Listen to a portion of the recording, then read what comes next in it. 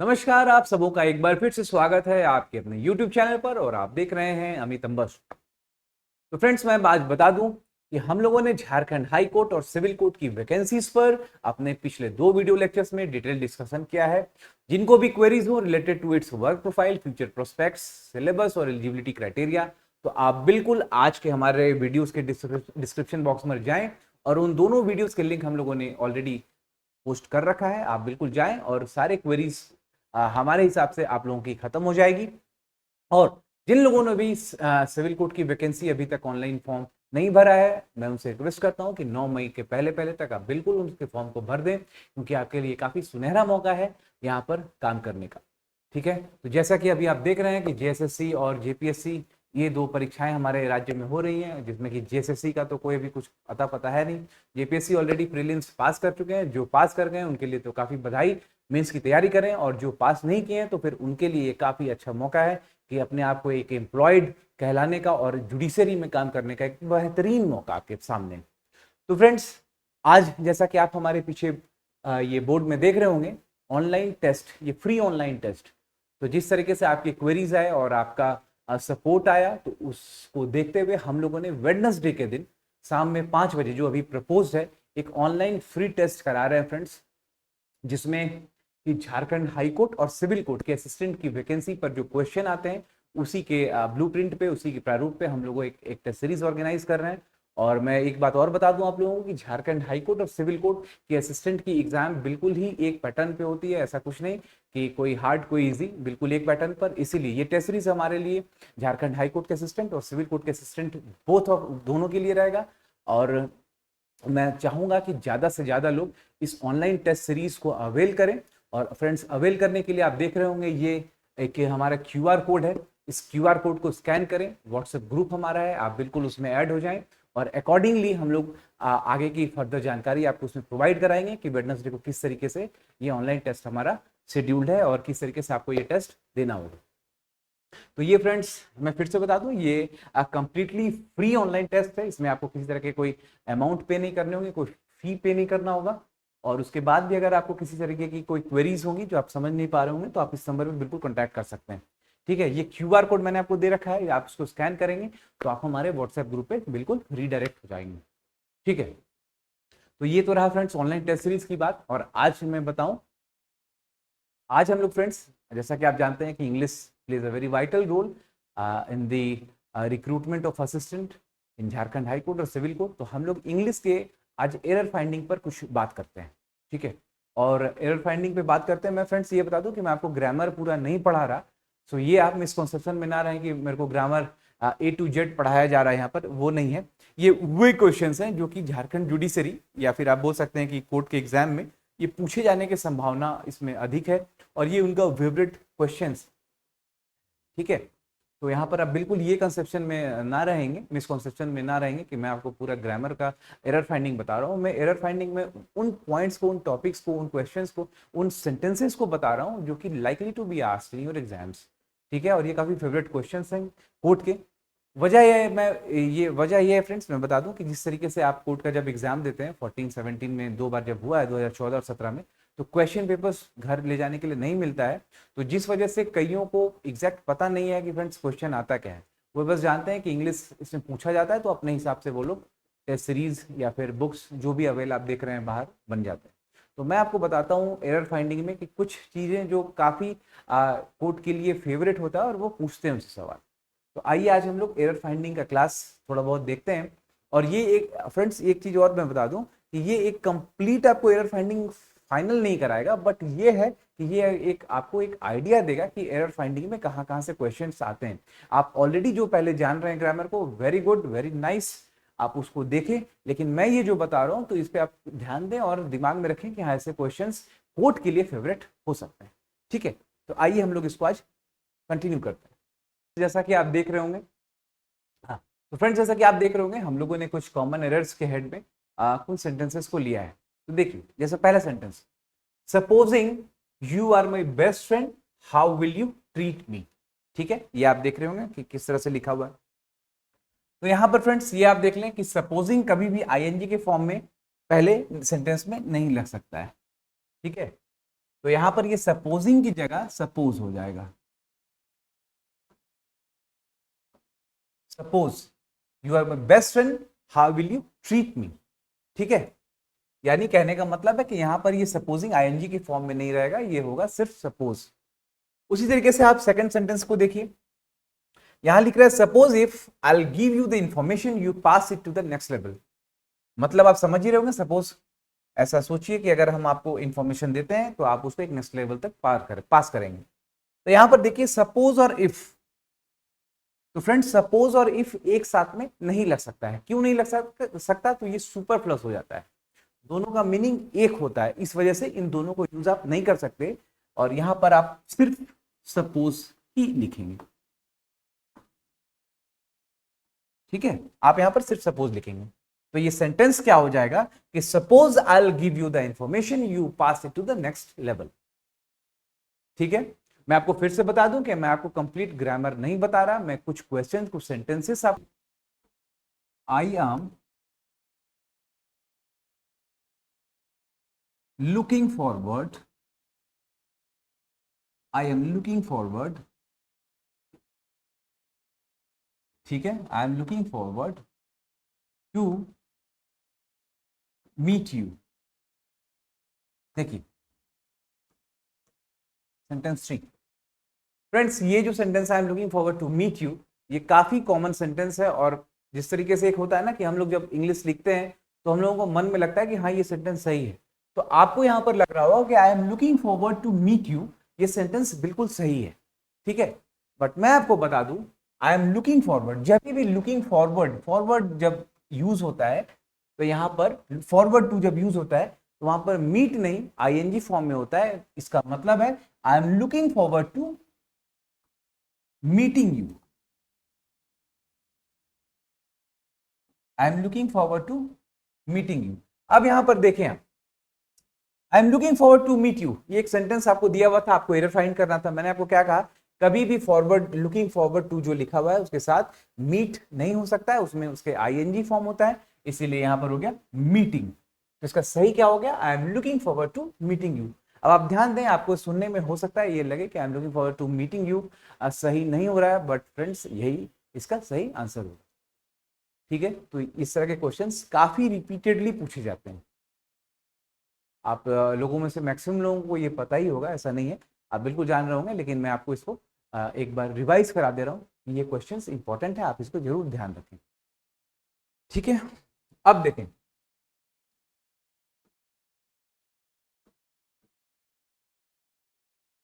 The darkness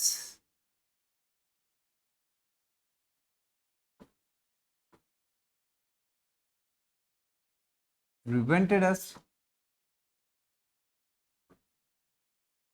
the darkness prevented us to see the obstruction।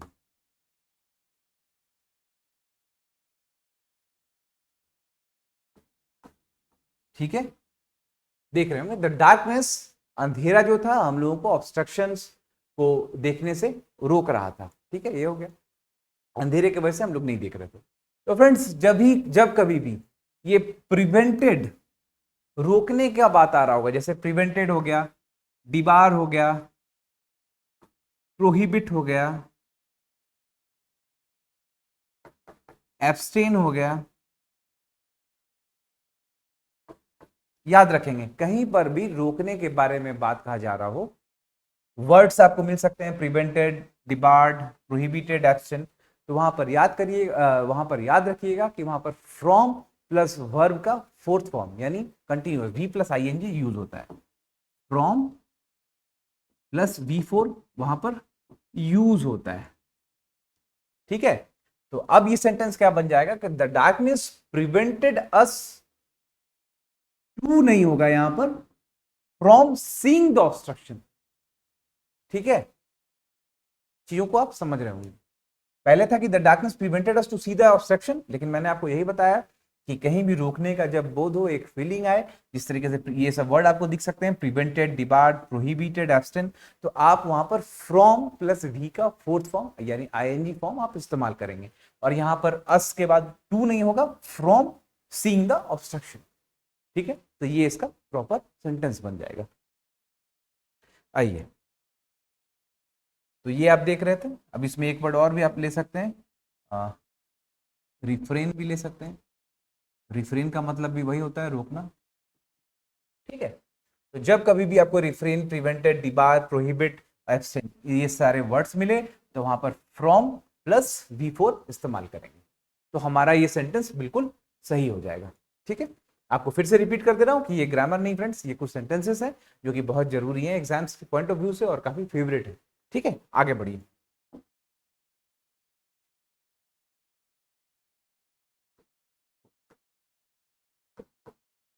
It is high time, it is high time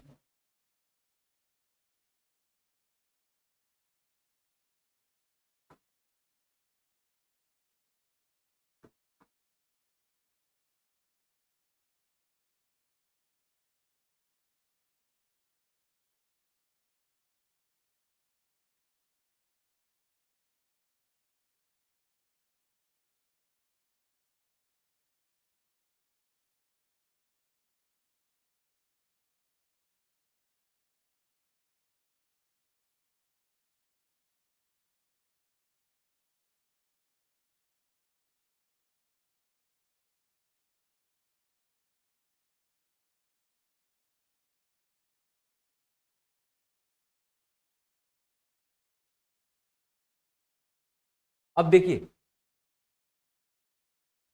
तो friends आइए, अब हमारे पास ये दो sentences आप देख रहे होंगे। It is high time we have to give our best, it is high time to follow the rules. ठीक है, आप समझ रहे होंगे ये मैं हाई टाइम की वजह से ये सेंटेंस आपको बता रहा हूं। ठीक है, ये क्वेश्चंस भी आपने ऑलरेडी कहीं देखा भी होगा और मैं आपको फिर से रिवाइज करा देता हूँ। तो फ्रेंड्स, जब भी हाई टाइम की बात आए, ठीक है, ये दो सिंटेक्स इसमें काम करता है। जब भी हाई टाइम का बात आए और उसके बाद सब्जेक्ट, वर्ब और ऑब्जेक्ट के फॉर्म में अगर आपको सेंटेंस लिखा है, ठीक है, एक पैटर्न सब्जेक्ट वर्ब ऑब्जेक्ट हो गया और एक पैटर्न टू प्लस वर्ब का पहला फॉर्म हो गया, तो यहां पर क्या चीजें होंगी मैं आपको बताता हूं। कभी भी it is high time we have to give our best, तो यहां पर आप देखें it is high time subject verb object के फॉर्म में, तो यहां पर हमेशा फ्रेंड्स वर्ब का दूसरा फॉर्म इस्तेमाल होता है। याद रखें, हमेशा दूसरा फॉर्म इस्तेमाल होगा। कहने का मतलब it is high time we have to give, नहीं, वी गैव आवर बेस्ट। ठीक है, आई होप कि किसी तरह की कंफ्यूजन आपको नहीं हो रही होगी। मैंने आपको क्या बोला, इट इज हाई टाइम के साथ दो सिंटेक्स काम कर रहा है फ्रेंड्स। अगर इट इज हाई टाइम के बाद सब्जेक्ट वर्ब ऑब्जेक्ट आपको मिलता है तो याद रखें कि इट इज हाई टाइम के बाद वर्ब का दूसरा फॉर्म यूज होगा वहां पर, और कोई भी फॉर्म यूज नहीं होगा। और हमारे ठीक दूसरे सिंटेक्स में अगर आपको टू प्लस वर्ब का फर्स्ट फॉर्म है तो मैं आपको बताता हूं कि इसमें क्या होता है। ठीक है, तो आइए, तो पहला तो आप समझ रहे हैं कि it is high time we gave our best, यानी वर्ब का सेकंड फॉर्म हो गया। ठीक है, तो अगर एरर फाइंडिंग की बात आई तो क्या करेंगे कि यहां पर ये एरर है, हैव टू नहीं होकर गैव हो जाएगा, गेव हो जाएगा। इसमें जब बात करते हैं it is high time to follow the rules, तो यहां पर टू प्लस वर्ब का फर्स्ट फॉर्म है। अगर इस तरीके से सेंटेंस रहता है फ्रेंड तो यहां पर कोई गलती नहीं है, नो चेंज, ये आपका बिल्कुल सही सेंटेंस है। तो आप यहां पर लिख सकते हैं नो चेंज। ठीक है, तो आप ये क्वेश्चन को देख लें। It is high time we have to give our best, तो इसमें सही हो जाएगा कि it is high time we gave our best. दूसरे में it is high time to follow the rules, तो चूंकि it is already in the form of to plus verb one, there will be no change will be done to this sentence. ठीक है, see now move to the another question. ये दो sentence फिर से हम लोग देख रहे हैं। If he is a millionaire he will contribute to this millennium project, और दूसरा if I were a CM of Jharkhand I would have conducted the JPSC twice a year. ठीक है, तो आइए हम लोग एक एक करके डिस्कस करते हैं। फ्रेंड्स, जब कभी भी आपको इस तरीके के इमेजिनरी सेंटेंसेस दिखें, इमेजिनरी सेंटेंसेस दिखें, ठीक है, इमेजिनरी का मतलब हो गया काल्पनिक, तो आप याद रखें इस कभी नहीं यूज होता है, वहां पर वेयर यूज होता है। ठीक है, काफी सिंपल सिंपल कॉन्सेप्ट है फ्रेंड। बस मैं इसे आपको रिवाइज कर रहा हूँ, करवा रहा हूँ, क्योंकि ये इजी है बट काफ़ी इंपॉर्टेंट है, ठीक है। और एरर फाइंडिंग में आपको बिल्कुल दिख सकते हैं ये सब, ठीक है।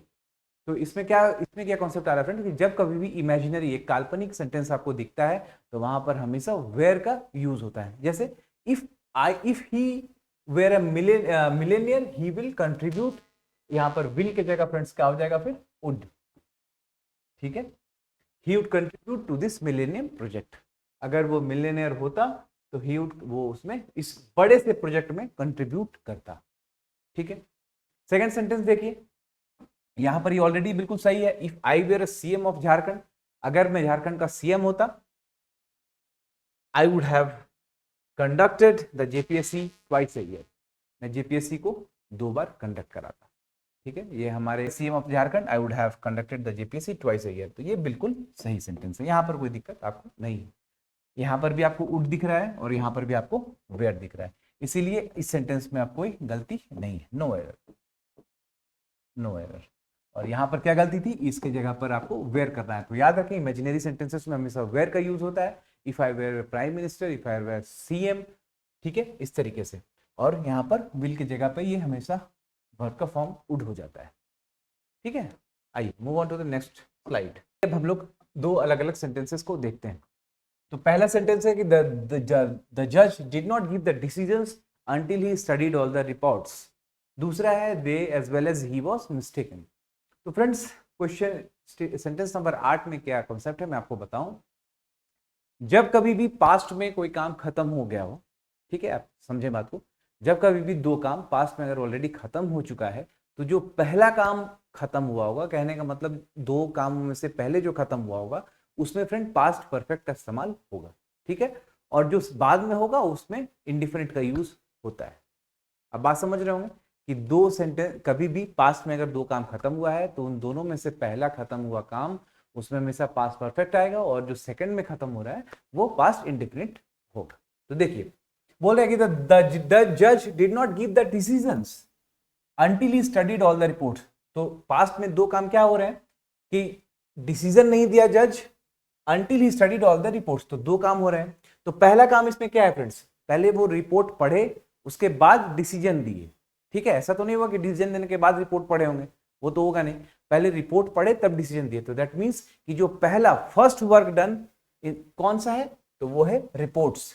रिपोर्ट का पढ़ा जाना वो पहला काम है और डिसीजन देना वो दूसरा काम है। इसीलिए मैंने आपको क्या बताया कि जब कभी भी पहला काम, पास्ट में 2 काम अगर साथ खत्म हो रहे हैं तो जो पहले खत्म हो रहा है उसमें पास्ट परफेक्ट का इस्तेमाल होता है। तो अंटिल ही हैड यहां पर हो जाएगा अंटिल ही हैड, ठीक है। क्या हो जाएगा, द जज did not give the decisions until he had studied all the reports, ठीक है। ये आप बिल्कुल समझे, ये क्वेश्चन भी काफी सिंपल है बट आपको दिख सकता है पेपर में। पास्ट में 2 काम खत्म हो रहा है तो उसमें से जो पहले खत्म हुआ वो पास्ट परफेक्ट, और जो बाद में खत्म हो रहा है वो पास्ट इंडेफिनिट। आइए question number 9, sorry sentence number 9। अब फ्रेंड्स मैं ये जो आपको बता रहा हूँ ये काफी इंपॉर्टेंट है, और जब आप एरर फाइंडिंग करते हैं और आपने ग्रामर अच्छे से नहीं पढ़ा है तो इसमें बिल्कुल ही मिस्टेक करना लाजमी है, और आप बिल्कुल मिस्टेक इसमें कर देते हैं। आइए तो इसको अब हम लोग यहाँ से मिस्टेक नहीं करेंगे, और जो जान रहे हैं, जिन लोगों को पता है तो वेरी गुड, आप उसको फिर से एक बार रिवाइज कर लीजिए। जब कभी भी फ्रेंड्स आप देखें एज वेल एज, ठीक है, along with, ठीक है, in addition to, in addition to, in addition to, together with, together with, ठीक है, समझेंगे। जब कभी भी as well as, along with, in addition to, together with से कनेक्टेड 2 सब्जेक्ट अगर रहता है फ्रेंड्स, ठीक है, तो देखिए एज वेल एज के साथ कनेक्टेड क्या है, पहले दे, उसके बाद क्या कनेक्टेड है, ही। तो याद रखेंगे जब कभी भी आपको ऐसा सेंटेंस मिलता है जहां पर as well as, along with, in addition to और टुगेदर विद के साथ 2 सब्जेक्ट अगर आपको जुड़ा हुआ है, तो याद रखिए ये जो वर्ब फॉलो कर रहा है फ्रेंड्स, तो ये किसके अकॉर्डिंग होगा, तो ये हमेशा पहले सब्जेक्ट के अकॉर्डिंग होगा, सब्जेक्ट 1 के अकॉर्डिंग। सब्जेक्ट वन यहां पर क्या है, दे, तो यहां पर हो जाएगा they as well as he was नहीं बल्कि वेयर मिस्टेकन। ठीक है, आप समझ रहे होंगे। वॉज की जगह पे मैंने वेयर क्यों किया, तो मैं ऑलरेडी कहा कि जब कभी भी when two subjects are connected with as well as, in addition to, together with, along with, then the following verb comes in accordance with the first subject। ठीक है, जब कभी भी as well as, along with और in addition और together with के साथ दो सब्जेक्ट जुड़े रहते हैं तो उनके बाद में आने वाला जो वर्ब है पहले सब्जेक्ट के अकॉर्डिंग वर्क करता है। तो यहां पर they as well as he was mistaken के वजह से वॉज नहीं हो रहा है, ही के साथ वॉज लगता है लेकिन वॉज नहीं लग रहा है, वेयर लग रहा है, क्यों, क्योंकि दे के वजह से। आपको एक सेंटेंस में और दिखाता हूं, देखिए,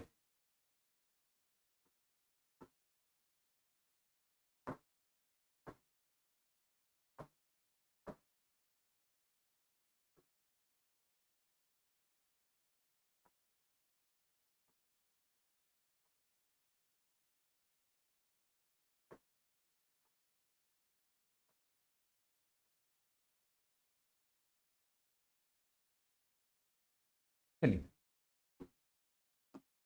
ये सेंटेंस आप देखें, Ram as well as his friends are going to see the match. ठीक है, अब आप देखें यहां पर कनेक्ट हो रहा है एज वेल एज के साथ दो सब्जेक्ट, क्या दो कनेक्ट हो रहा है, एक राम हो रहा है और एक हिज फ्रेंड्स हो रहे हैं। ठीक है, और लिखा है are going to see the market. तो फ्रेंड्स सिमेट्रिकली अगर आप इस सेंटेंस को पढ़ते हैं तो शायद आपको लगेगा ये क्वेश्चन बिल्कुल, ये सेंटेंस बिल्कुल सही है कि हाँ, Ram as well as his friends are going to see the market, there is no error. If you see it in a casual manner और नॉन ग्रामेटिकल मैनर तो आपको लगेगा ये सेंटेंस सही है। बट मैंने आपको क्या कहा, जब कभी भी एज वेल एज और along with, in addition to, together with के साथ दो सब्जेक्ट जुड़े रहते हैं तो उनका verb works according to the first subject. तो यहाँ फर्स्ट सब्जेक्ट क्या है, राम, तो यहां पर आर नहीं होकर इज हो जाएगा। अब आपको देखिए सुनने में लगेगा कि Ram as well as his friends is going to see the match, but this is the correct answer.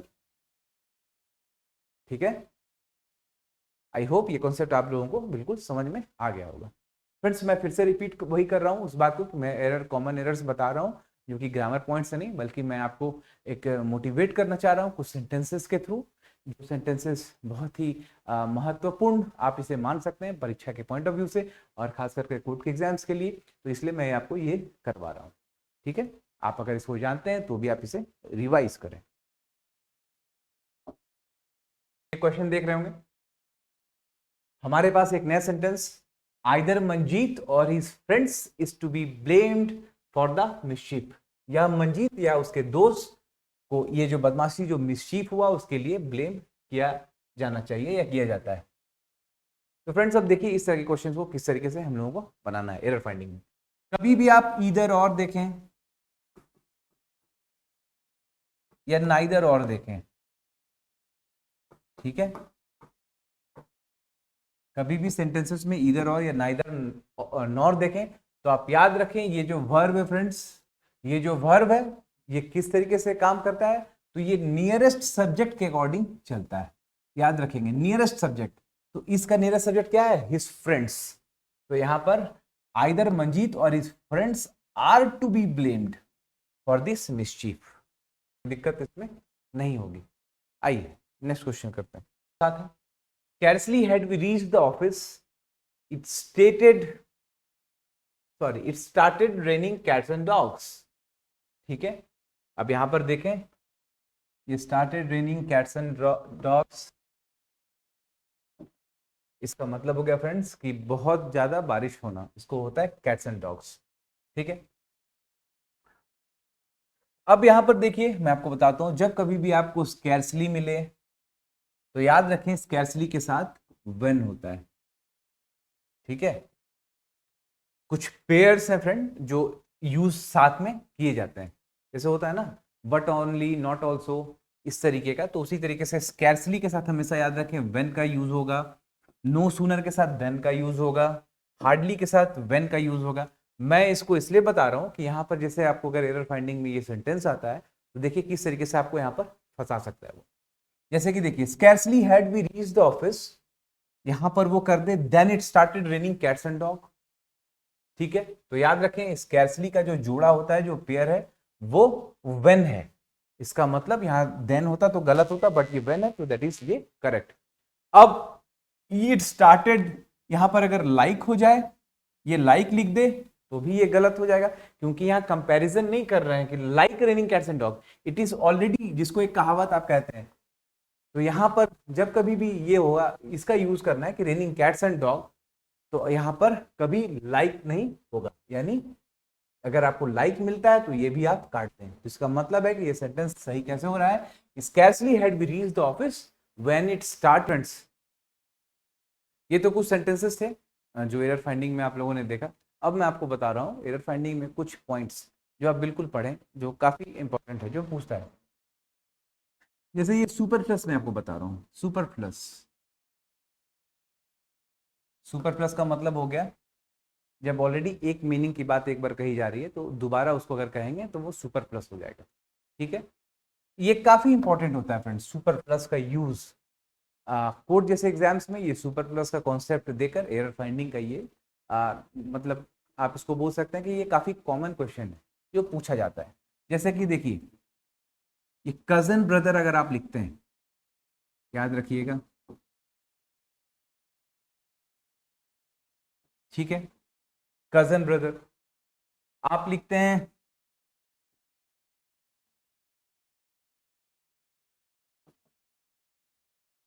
Blunder mistake, देखें, ठीक है, फिर आप लिखते हैं कुड यू प्लीज,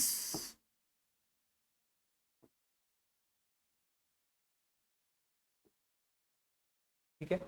तो देखें, ध्यान रहे, कजन के साथ फ्रेंड ये ब्रदर कभी नहीं आ सकता है, आप सिर्फ कजन लिखेंगे।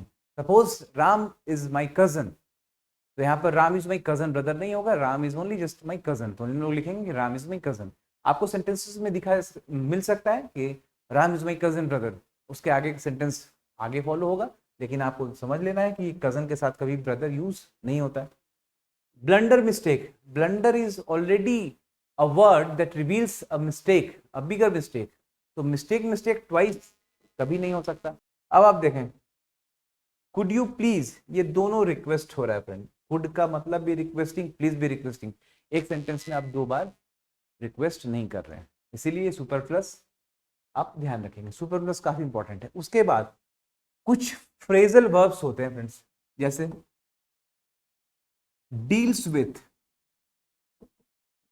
डील्स इन, लुकिंग आफ्टर,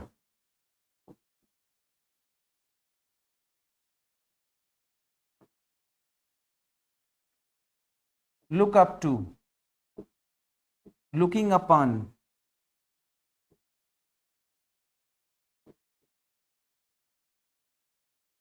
ठीक है।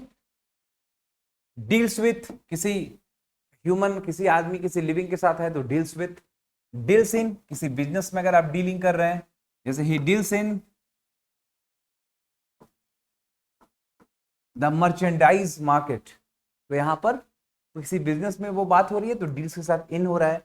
Deals with very well, okay, he deals with the customer very well, तो यहाँ पर डील्स के साथ विस होगा। तो इसमें ही देखें, अगर आपसे क्वेश्चन पूछा जाता है एरर फाइंडिंग, अगर उस पॉइंट पे क्वेश्चन पूछी जा रही है तो हो सकता है यहाँ पर ऐसे करके आपको फंसा सकता है, जैसे ही डील्स, ठीक है, द कस्टमर्स वेरी वेल, तो आपसे ये पूछेगा यहाँ पर डील्स इन होगा या विथ होगा, ठीक है, तो आपको सही करना होगा। Looking after, looking up to, looking upon, ठीक उसी तरीके से फ्रेजल वर्ब को हम लोगों को पढ़ना है। In addition to, accustomed to, तो इस तरह के जितने भी आपको फ्रेजल वर्ब्स आपको मिलते हैं जो कि कॉमन आपको दिख रहे हैं, तो आप बिल्कुल उनको याद कर लें। ये फ्रेंड्स, ये जो क्लास था मेरा, ये क्लास बिल्कुल आपको मैं एरर फाइंडिंग का कोई पूरा बता नहीं रहा हूँ कि एरर फाइंडिंग किस तरीके से आपको एरर फाइंड करना है, आपको पूरे ग्रामर को आपको बताऊं, वो नहीं कर रहा। मैं बस क्या बता रहा हूँ, तो कुछ सेंटेंसेस को आपके सामने मैंने यहाँ पर लाया, और मैं बस ये एक ब्लूप्रिंट आपको बता रहा हूँ कि किस तरीके के सेंटेंसेस के आने के संभावनाएं हमारे इस कोर्ट के एग्जाम्स में होती है। ठीक है, तो आप इन चीजों को समझें। और बाकी जिस तरीके से आप जब ग्रामर पढ़ते हैं तो past, indefinite, past continuous, past perfect और आप प्रेजेंट के साथ भी सिमिलर चीज, तो किसका कैसे यूज होता है, ठीक है, तो ये सब आप लोग बिल्कुल खुद से पढ़ें और ऑलरेडी आई गेस आप जान भी रहे होंगे। तो इसका मतलब ये जस्ट अ ब्लूप्रिंट जो मैं आपको बता रहा हूँ कि ऐसे ऐसे आप ग्रामर को, एरर डिटेक्शन को देख सकते हैं पॉइंट ऑफ कोर्ट के एग्जाम के पॉइंट ऑफ व्यू से, ठीक है। तो फ्रेंड्स ये तो मेरा आज का जो लेक्चर था, ये एरर डिटेक्शन पर आपको बस मोटिवेट करने के लिए कुछ क्वेश्चंस मैं लाया था, 8-10 सेंटेंसेस थे।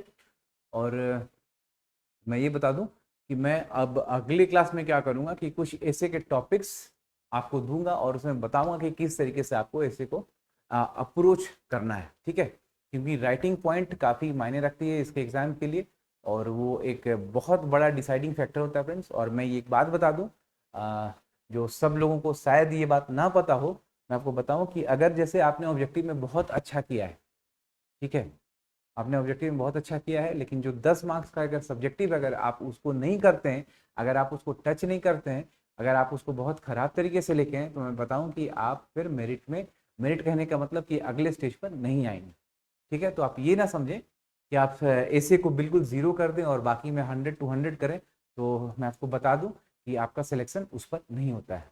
कहने का मतलब कि writing skills is very much necessary इस एग्जाम के पॉइंट ऑफ व्यू से, ठीक है। तो आप ऐसे के लिए बिल्कुल तैयार रहें, मैं बताऊंगा 5-6 टॉपिक बताऊंगा आपको, उसमें ही से कोई ना कोई ऐसे बिल्कुल आएगी। और अगर वो ऐसे नहीं आता है तो फिर आप समझें कि उसी पेरीफेरी में, वहीं पर पेरीफेरी में आपको ऐसे बिल्कुल आ जाएगा और मैं आपको बताऊंगा किस तरीके से आपको फर्दर अप्रोच करना है, ठीक है। तो फ्रेंड्स आज का क्लास हम लोग और लंबा अब नहीं करते हैं, और मैं आपको अब बताऊं कि मैंने पहले भी बताया कि हम लोग एक फ्री ऑनलाइन टेस्ट सीरीज कर रहे हैं, फ्री ऑनलाइन टेस्ट कर रहे हैं वेडनेसडे के दिन। अभी तक ये प्रपोज है शाम के 5 बजे। तो मैं चाहूँगा कि जितना ज़्यादा से ज़्यादा लोग आप आएँ और बिल्कुल इसमें रजिस्टर करें ये ऑनलाइन टेस्ट के लिए, ठीक है। और आप QR कोड से हमारे ग्रुप में एंट्री पा सकते हैं, आप बिल्कुल एंट्री करें और वेडनेसडे को आपका ये टेस्ट सीरीज होगा और इसमें फ्रेंड्स बिल्कुल आपको ऑनलाइन रैंक मिलेगा और जितने लोग भी इसमें पार्टिसिपेट करेंगे वो लोग बिल्कुल देख सकते हैं कि क्वेश्चन का लेवल कैसा है। और मैं कोशिश करूंगा कि बिल्कुल एग्जाम पॉइंट ऑफ व्यू से ही क्वेश्चन आपको सेट करूं और आपको टेस्ट सीरीज बनाने में काफ़ी मज़ा आएगा और आप अपने आप को इवेल्युएट कर सकेंगे कि आप किस तरीके से आगे बढ़ रहे हैं, ठीक है। तो आई होप फ्रेंड्स ये क्लास आप लोगों को ठीक लगा हो। और मैं फिर से बताऊं, ये एरर आपको बस एक मोटिवेट कर रहा था, बता रहा था कि किस तरीके से एरर आता है। इसे आप पूरी क्लास की तरह, ग्रामर की तरह ना समझें, इसे बस आप समझिए कि हाँ एरर को मैंने किस तरीके से एग्जाम में आ सकता है, वो आपको बस एक इंट्रोडक्शन मैंने दिया है, ठीक है। और बाकी ये ऑनलाइन टेस्ट सीरीज हमारा है, आप बिल्कुल इसे इन्वॉल्व करें और ज़्यादा से ज़्यादा लोगों में इसे शेयर करें ताकि आप अपने रैंक को भी देख सकते हैं ज़्यादा से ज़्यादा लोग के बीच में कि आप किस रैंक पर आ रहे हैं। तो आज का क्लास को मैं यहीं ख़त्म करता हूँ। हमारा लेक्चर अच्छा लगा हो तो बिल्कुल इसे सब्सक्राइब करें और शेयर करें फ्रेंड्स, इससे काफ़ी हमें मोटिवेशन मिलती है और हमें और आगे कुछ करने के लिए एक प्रोत्साहन कंटिन्यूअस मिलता रहता है। तो ठीक है friends, till then have a very nice day और all the best for all your studies, all your preparation. Thank you so much.